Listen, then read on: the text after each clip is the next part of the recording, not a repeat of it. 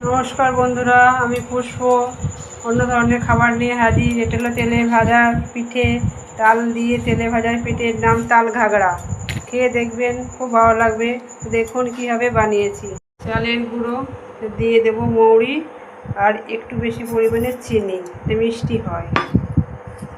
এবার দেব তালের মাড়।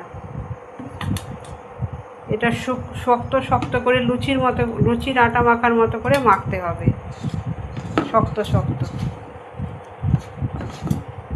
মেখে দেখুন এইভাবে শক্ত শক্ত করে মেখে নিয়েছি, ভিজে গেছে। এবার হাতে তেল মাখিয়ে হাতের তালুর সাহায্যে বানিয়ে নেব। এভাবে হাতের তালুর সাহায্যে বানিয়ে নেব। বন্ধুরা, তেল গরম হয়ে গেছে।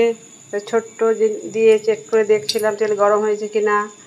আগে উনুনে রান্না হলে, নতুন খাবার তৈরি হলে তেলে এভাবে দিয়ে দেখে সেটা অগ্নিদেবকে দেয়া হতো।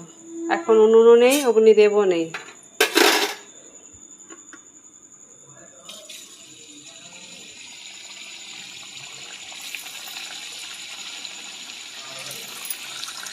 দেখুন বন্ধুরা, লুচির মতো ফুলে ফুলে উঠেছে, কালারও চলে এসেছে।